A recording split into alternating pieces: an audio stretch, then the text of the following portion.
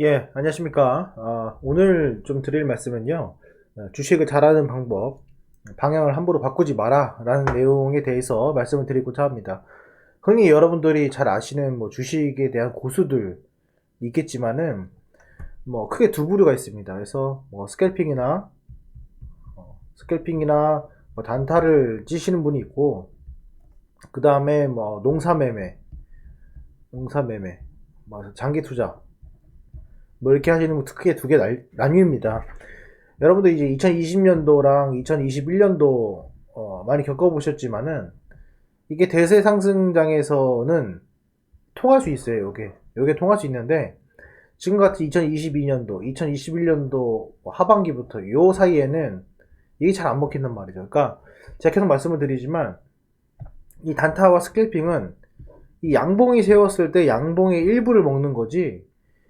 이게 음봉이 나왔는데 이런 식으로 이제 음봉이 나왔는데 뭐 음봉의 이런 윗꼬리를 내가 여기를 단타를 친다? 이거는 정말 어렵거든요. 그러니까는 그런 것들에 대해서 유튜브로 많이 노출이 됐을 거예요. 그래서 그렇게 습관이 들으시다 보면은 지금 2022년도에 상당한 손실을 보실 거라고 저는 생각을 합니다. 제가 오늘 이 말씀을 왜 드리냐면 제가 자주 하는 이야기가 있었어요. 나중에 돌아보니 그 종목을 갖고 있는 게 가장 큰 좋은 판단이었다라는 내용이 있습니다. 지금 주가가 많이 빠지고 했지만은 많은 분들이 정확한 논리나 근거 없이 방향성을 바꿉니다. 주가는 하루에도 뭐 엄청 많이 바뀝니다. 이게 주가가 이렇게 올라간다고 하지만은 결국 자세히 보면은 이런 식으로 올라가고요. 요 자세히 또 까보면은 또 막 이런 식으로 옮깁니다. 그래서 하루에도 내 자산이 2% 3%씩 왔다 갔다 거릴 수가 있고 또 테마주를 들어가거나 아니면은 뭐 중소형주를 들어가게 되면은 하루에도 뭐 4% 5%씩은 왔다 갔다 거립니다. 그러면은 결국에는 내가 1억 이상 투자를 하시면은 하루에도 내 월급이 왔다 갔다 거리기 때문에 상당히 이제 힘들 수밖에 없죠. 거기다가 내가 빚으로도 하게 되면 더 힘들고요. 그래서 제가 드리는 말씀 뭐냐면요. 방향을 함부로 바꾸지 마세요. 예. 방향성은 여러분들이 함부로 바꾸는 게 아니라 지금 이렇게 보면요. LG 디스플레이입니다. 이렇게 보면은 결국에는 2020년도 3월부터 그냥 여기서 갖고 계신 분들은 여기까지 수익이 나겠죠.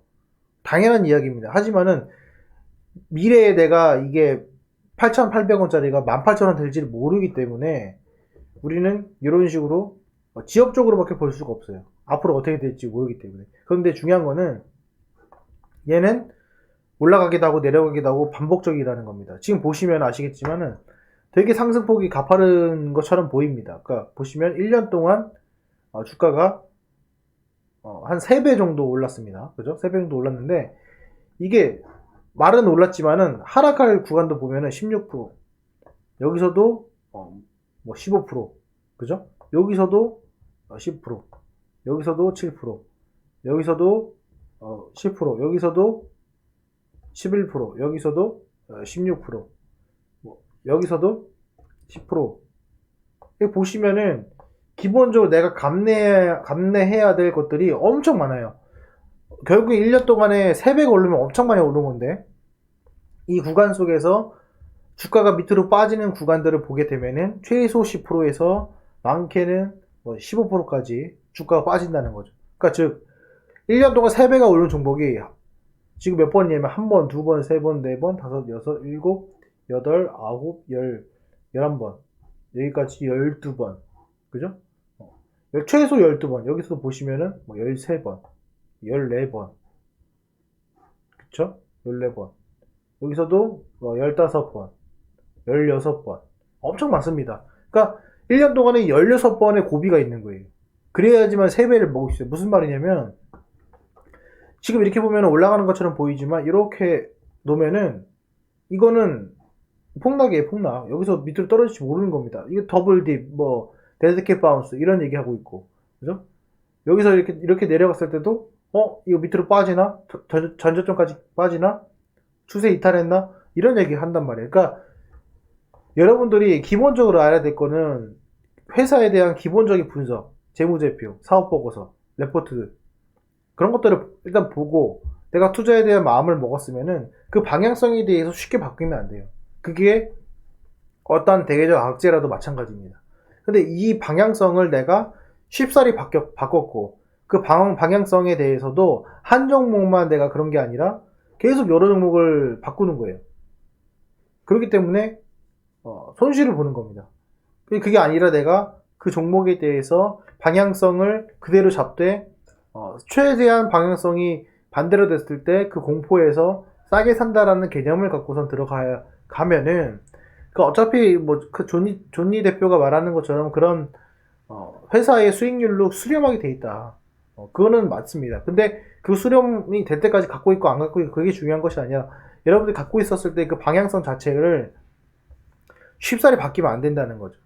뭐 예를 들면 그 바뀌는 것들의 예를 들면 이런 거예요. 예를 들어서 LG 디스플레이가 어떤 악재가 발생을 했어요. 근데 그 악재가 LCD 산업을 접고 이제는 OLED 산업으로 진출을 한다 라고 했는데 갑자기 다른 데에서 중국에서 OLED가 개발이 됐다든지 아니면은 OLED를 뛰어넘는 무언가가 개발이 됐다라고 하면은 그때는 반등 주고 이거는 이제 나와야겠다라고 판단이 들겠죠. 근데 그게 아니고 그냥 정상적이고 LG 디스플레이를 다니는 사람들이 일반적으로 괜찮다고 생각을 하는데 이거에 대해서 뭐 대외적 악재로 인해서 그렇죠? 금리 인상으로 인해서 물론 조정이 힘들겠죠. 하지만 내가 갖고 있는 종목이 전체 2,400개, 2,600개 종목에서 10% 정도 안에 든다라고 생각이 들면 그거는 일정한 방향성을 갖고 가질 필요는 있어요.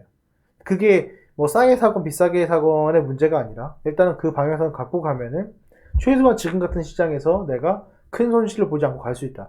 저희 채널에서 그나마 수익이 어느 정도 달성하시고 그리고 많이 잃지 않는 이유 중에 하나는 뭐냐면요.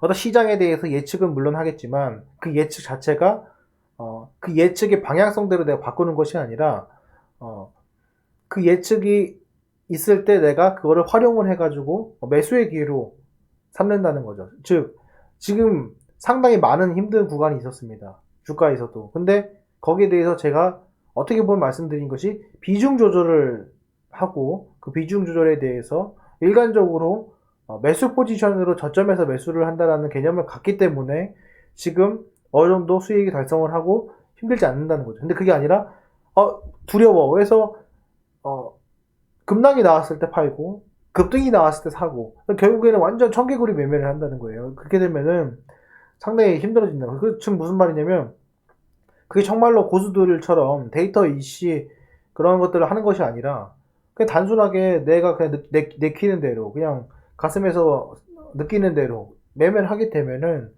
그때는 마음이 편하고 후련할지 모르겠지만은 돌아서면은 한 시간만 돌아서면 다시 불안해진다는 거죠. 그래서 여러분들이 이 점을 꼭 명심을 하셔가지고 접근을 하시면은 앞으로도 많은 변동성이 있겠지만 이런 것에 대해서 저는 극복할 수 있다고 생각이 듭니다. 어쨌건 이 점 참조하셔가지고 여러분들이 투자하시는 데 있어서 조금이나마 도움이 됐으면 좋겠습니다. 예, 오늘 영상은 여기까지 하겠습니다. 감사합니다.